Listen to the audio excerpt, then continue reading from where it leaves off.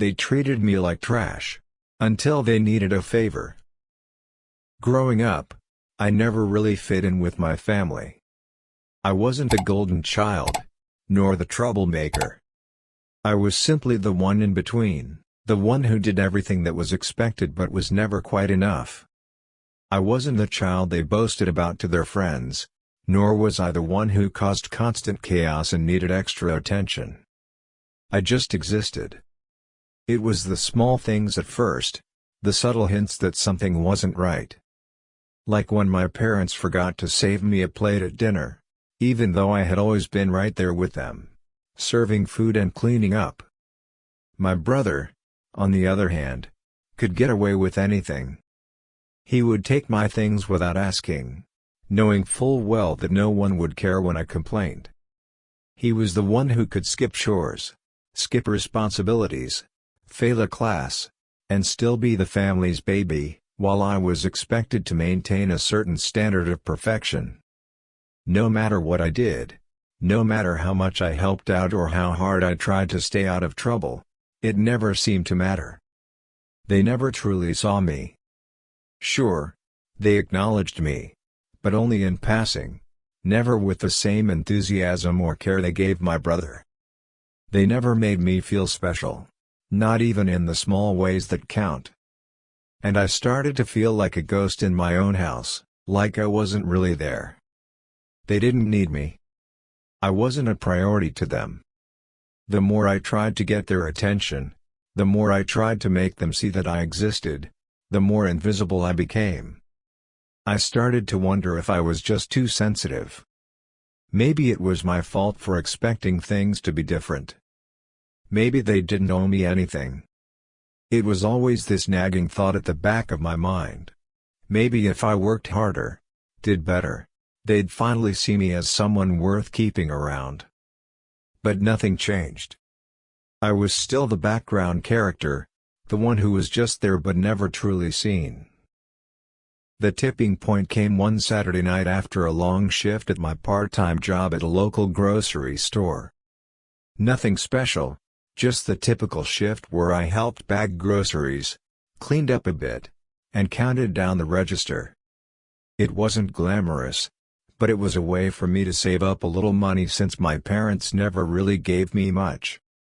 I walked into the house, exhausted, ready to get some rest before another day of work, and immediately noticed my brother on the couch, controller in hand, completely zoned into his game.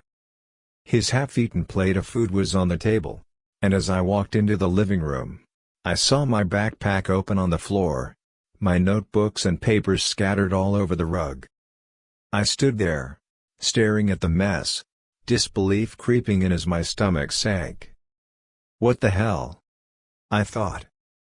Really? I sighed and started picking up the papers, but as I flipped through my notebook, I realized something was missing. My notes, the ones I had spent hours on, were gone. Torn out. My heart sank even further. I clenched my jaw and stood up, glaring at my brother, who hadn't even looked up from his game. "Are you serious?" I asked, struggling to keep my calm. He barely looked at me and shrugged. "Relax. It's just some dumb notes. Not like you do anything important anyway." That hit harder than it should have. Maybe because deep down, I knew that's how he really saw me. How my family saw me. I wasn't important. I wasn't someone worth respecting. I was just there, always in the background, never needing to be acknowledged. The tears didn't come, but the cold realization hit me like a ton of bricks. It wasn't just about the notes anymore. It was about how little I mattered to them. I wasn't just invisible. I was disposable. It wasn't until he dismissed my frustration, laughing it off, that something inside me snapped. But it wasn't anger, not immediately. It was more of a quiet, internal decision. I had been treated this way for far too long, and I didn't have to take it anymore. I wasn't going to beg for their respect. I was done. The confrontation with my brother was bad. But it was nothing compared to how my parents reacted when I finally tried to stand up for myself. I was still holding the ruined notebook when they walked in, laughing about some inside joke that I was never part of. The moment they saw me standing there, though, the mood shifted. My dad's expression darkened immediately, and he narrowed his eyes. "What's with the attitude?" he asked. I exhaled sharply, trying to remain calm, still gripping my notebook. I was ready to let them know what had happened, to make them understand why I was so upset. But my brother had already walked away, and I was left standing there, waiting for some kind of acknowledgement. I looked at my dad and nodded toward my brother. "Ask him," I said. He tore out my notes, just threw them away like they were nothing. My mom barely even glanced at him. She waved a dismissive hand and muttered, "It's just paper." I couldn't believe it. I was standing there, feeling invisible and worthless, and they didn't even care. Not once did they say, "Don't do that again," or "That wasn't okay." Instead, my brother smirked, his voice full of arrogance as he repeated, "Yeah, it's just paper." In that moment, something inside me hardened. I wasn't just upset. I was done. I had been giving and giving, trying to fit into a family that clearly didn't want me. And now, standing there with them, it hit me like a slap in the face. They didn't see me. They didn't care. My dad didn't even bother to argue. He just folded his arms and looked at me like I was the problem. I couldn't take it anymore. I turned to walk upstairs, but then my dad's voice stopped me in my tracks. "You know, this attitude is exactly why no one wants to be around you." The words cut deeper than I could have expected. I froze, stunned by his coldness. "What?" I asked, turning slowly to face him. "This attitude," he repeated. "You're always playing the victim, always causing problems." He was calling me dramatic. He was dismissing my hurt like it didn't matter. The tears didn't come, but something inside me shattered. I had spent years feeling like I was never enough, but now I realized that this wasn't just about me trying harder. It was about them never really caring. And then, to top it off, my brother leaned back on the couch, arms stretched out behind his head. "No one wants you here," he said. The words hit hard, and I felt my stomach drop. But what really crushed me wasn't the words themselves, it was how my parents reacted. They nodded. They agreed. Without saying a word, they confirmed that they had already accepted me as a burden, as someone who didn't belong. I wasn't wanted. I wasn't family. I wasn't worth defending. The truth was laid bare in front of me, and in that moment, I made my decision. I turned without a word and walked upstairs to pack my bags. No begging. No yelling. I was done.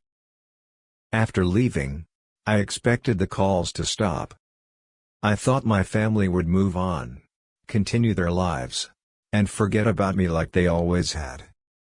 But, instead, my phone started buzzing with notifications, the screen flashing with multiple missed calls. 12 missed calls. I stared at it, feeling a wave of bitterness rise in my chest. They hadn't wanted me around when I was there. But now that I had walked out, now that I wasn't answering their calls, they suddenly seemed desperate to reach me. I didn't pick up. Not at first. I let it ring, letting the calls pile up as I sat there, my mind running in circles. Why now? I wondered. Why don't they care when I need them? But now that they need something from me, they can't stop calling. I wasn't in a rush to respond. For once, I didn't feel guilty about it. I had always been the one to reach out first, the one to try to make things right, to fix their mess. But now, The roles had reversed. Now, they were the ones who needed help. I knew something had gone wrong. My brother had caused a mess, but what kind of mess? I wasn't sure, but I wasn't exactly curious enough to jump in right away. They had treated me like I didn't matter for years. They had treated me like an inconvenience, something to be shoved aside when I wasn't convenient, and then brought back only when they needed something. That was the key. I wasn't going to rush back into the same old dynamic where they could throw me aside again when they no longer needed me. So, I waited. The calls kept coming, but I didn't respond. Then, more texts followed, and that's when I knew it was serious. "Your brother screwed up badly," my mom's message read. I paused, my heart skipping a beat. The common indifference I had felt after leaving began to crack slightly. What did he do? I couldn't help but wonder, but I didn't respond right away. I wasn't just going to jump in. I had to savor this. My family, who had never once tried to understand me, was now desperately reaching out. They needed me, but not because they missed me. They needed me because I was their only hope. That realization, that moment of power, made me pause. I had no intention of going back. I had no intention of helping them. But I was curious. What could be so bad that they were so desperate for my help now? Why hadn't they ever cared about me before? I didn't answer the phone, didn't rush to text back. I let them wait, let them stew in the mess they created. The desperation in their messages was almost satisfying. The family who always told me I wasn't enough, who never stood up for me, now had no choice but to turn to me. It's the sweetest kind of revenge, I thought. For once, I wasn't the one begging. I wasn't the one trying to make things right. They were. The texts started rolling in. At first, they were just as I expected. "You're being immature. Come back," my mom wrote. "Enough of this nonsense. You're acting like a child," my dad texted. I scoffed. Yeah, I had left, and clearly, they weren't sorry. Then, the messages changed. "We have a problem. Come home now." My curiosity got the best of me. I had to know what was happening. So, I texted back with two simple words. "What happened?" It didn't take long for the response to come. "Your brother screwed up badly." The words hit me like a jolt of electricity. Suddenly, I knew. They didn't want me back. They didn't miss me. They needed me. They needed me to fix their mess. And that gave me an idea. I took my time, sitting back, and letting them stew. I wasn't in a rush to answer. I didn't need them. They needed me.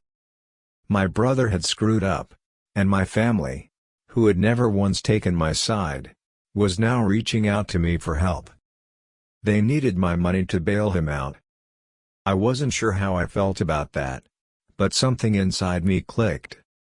They had pushed me aside for so long, and now they were looking at me like I was their only hope. That, right there, gave me the power. They needed me, and I wasn't about to give it to them without making them realize just how much they had taken me for granted.